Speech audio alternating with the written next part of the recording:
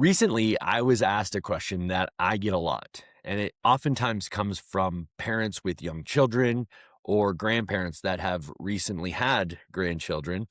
And it comes from a really good place, but I think it highlights a bit of confusion as it relates to saving and setting your children up for success. And the basis of the question is when we're saving for our kids, is it better to use index funds or a 529? And while that's a great question, it absolutely highlights and underscores a common point of confusion. That's a lot like asking, should we buy an SUV or should we use gas? It's talking about different structures here. So I think the key understanding here is that a 529 isn't a specific investment, it's an account, it's a tax wrapper, it's the way that something is held, an investment is held. Whereas on the other side, you have an index fund, and that's not an account at all. That's actually just an investment strategy or type of investment that you can own within a 529. So you can absolutely own index funds inside of a 529. And one of the things that I highlight is that in Colorado, for example, we have access to a 529 account that holds or that is invested in Vanguard funds. And those Vanguard funds range from international to domestic equities to bonds. It can kind of run the gamut. And you get to choose from the Vanguard lineup, which are typically index types of funds. So when we think about how to invest, I think that there's really two decisions that need to be considered here. The first is structure. So where the money lives. So think about this as a garage that you can park different vehicles in.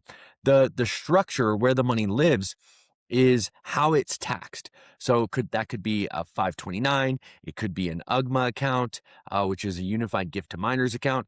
And also there's the new Trump tax or the Trump accounts that have been newly released, which is another thing that we'll get into a bit later.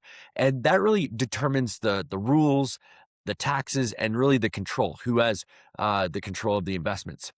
On the other side of that decision tree is going to be strategy. So this is what's going to be parked inside of that garage: car, boat, motorcycle, whatever the case is. And so the way that the funds are invested, whether that's index funds, whether that's a conservative strategy, an aggressive strategy, you might be more active or you might be more passive. And so all of that is going to be the strategy within that type of an account. And that's really what's going to determine the risk and the growth and the long-term prospects of that type of an account. So when I meet with clients or have these conversations, I look at it through kind of three different lenses, three questions that I ask. And the first is, what's the intention? What's the money for? If it's going to be primarily earmarked for college education or future education expenses, absolutely a 529 makes sense. If it's more focused on broader goals, maybe like a down payment for a house or, just setting them up for quote unquote success in the future, then maybe we look at something that's a bit more flexible, a UGMA, or maybe it's a cash value life insurance type of approach. There's a whole host of different ways that you can do this. So again, what is the money for? That's a great place to start. The second question that I look at is, how confident are you that it'll be used for education? So if it's, again, a high level of confidence that you're going to use it for education, a 529 is awesome. You're not sure? Maybe it's better to give yourself some optionality. So split it, or maybe use something that might not have as many strings that are tied to it as far as, penalties and things like that.